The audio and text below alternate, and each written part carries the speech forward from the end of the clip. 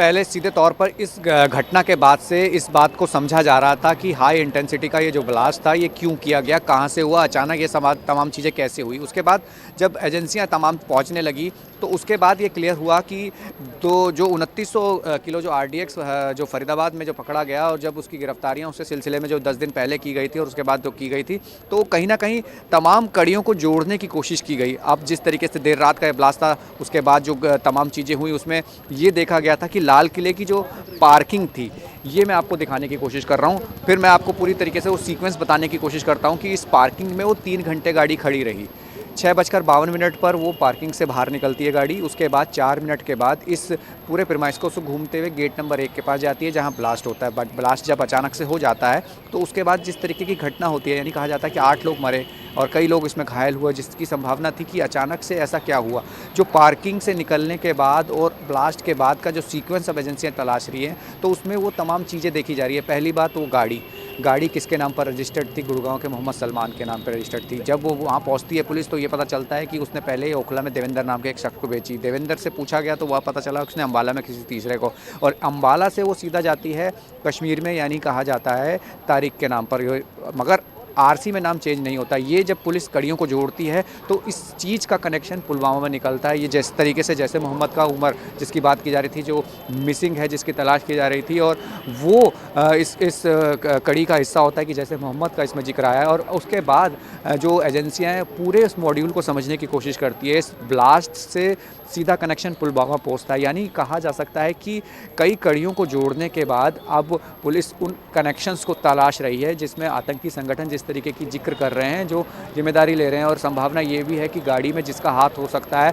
जो एक धुंधली तस्वीर दिख रही है, सूत्र बता रहे हैं कि वो उमर ही हो सकता है क्योंकि वो भागने की फिराक में था। गुड़गांव पुलिस, यानी कहा जाए कि माफ़ कीजिएगा, जो फरीदाबाद पुलिस है, जिस तरीके से खुलासा किया उसके बाद से ये मिसिंग चल रहा था। मिसिंग के बाद ये कहा जा रहा है कि रनिंग हो सकता है, भाग रहा था और उस दौरान यहाँ आया होगा, रेकी की हो गई। और रनिंग में अगर कोई गाड़ी ब्लास्ट कर रही है तो क्या संभावना है कि ये उमर उसमें हो सकता है। ये सूत्र बता रहे हैं कि हो सकता है, ये बहुत बड़ी एक चीज़ हो सकती है कि वो भागने की फिराक में रहा होगा, कहीं बड़े और धमाके करने की कोशिश कर रहा होगा, क्योंकि जिस तरीके से टीमें लगातार इन आतंकी संगठन के और इनके मॉड्यूल को बस्ट कर रही थी। और कहीं कहा जाए कि स्पेशल सेल ने अभी दिवाली से पहले 2 आतंकियों को गिरफ्तार किया था और इससे पहले गुजरात एटीएस ने गिरफ्तारी की थी। तो कहा जाए कि कहीं ना कहीं जो धमाके की या दहलाने की साजिशें जो रची जा रही थी उनको लेकर एक मॉड्यूल जो बस्ट हुआ, उस मॉड्यूल के बाद जो आरडीएक्स की बरामदगी हुई और कहा जाए कि रिकवरी के बाद ये समझा जा रहा था कि जो उमर, जिसका सूत्र जैसे मोहब्बत से बताया जा रहा है कि वो मिसिंग था। और ये संभावना है, अभी सूत्र बता रहे हैं कि हो सकता है कि जो हाथ दिखा रहा है पार्किंग की गाड़ी से वो उमर हो सकता है, लेकिन अभी फिलहाल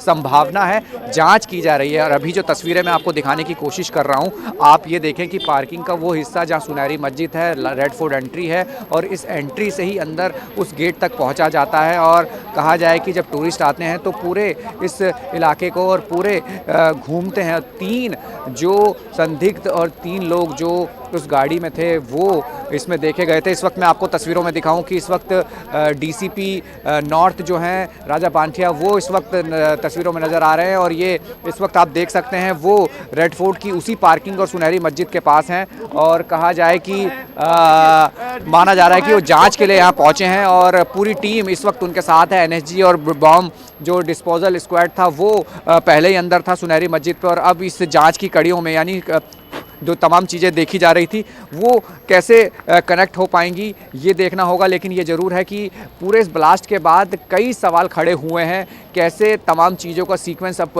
एजेंसियां बनाने की कोशिश करती हैं और कैसे वो पूरा कर पाएंगे, ये देखने वाला विषय है। लेकिन ये ज़रूर है, एक बड़ी घटना जो है राजधानी दिल्ली के लाल किले के ठीक सामने हुई है, जिसने ये सबको परेशान इस बात को लेकर कर दिया है कि किस तरीके का ये ब्लास्ट था। और पूरे जो देश के अलग अलग हिस्सों में जो अब हाई अलर्ट किया गया है, इसी के मद्देनज़र किया गया है, क्योंकि लगातार इन मामलों में गिरफ्तारियां भी हो रही थी, मॉड्यूल को बस्ट भी किया जा रहा था। तो ऐसे में ये अपने आप में कई सवाल खड़े कर देता है। एजेंसियों के ऊपर सवाल है कि कैसे इस तरीके की चीज़ें हुई, क्योंकि ये जिस जगह पे मैं मौजूद हूँ यहाँ पे पार्किंग होती है गाड़ी की, और गाड़ी की पार्किंग होने के बाद 2-3 घंटे रेकी शायद समझा जा सकता है रेकी हुई हो। उसके बाद गाड़ी निकलती है, गाड़ी निकलने के बाद 4 मिनट बाद ही वो ब्लास्ट होता है और ब्लास्ट में ये तमाम जो जानें हैं वो चली जाती हैं, घायल हो जाते हैं। अब तमाम कनेक्शंस को इसको पूरी तरीके से रिक्रिएट किया जाएगा। अभी फ़िलहाल एजेंसियाँ जो हैं वो उस अलर्ट मोड पर हैं और तमाम जगह छापेमारी और तमाम जगह उस सीक्वेंस को कनेक्ट करने की कोशिश की जा रही है, क्योंकि इस वक्त जो आला अधिकारी हैं, वो टीम है, वो इस वक्त अंदर ही हैं और लगातार इस मामले को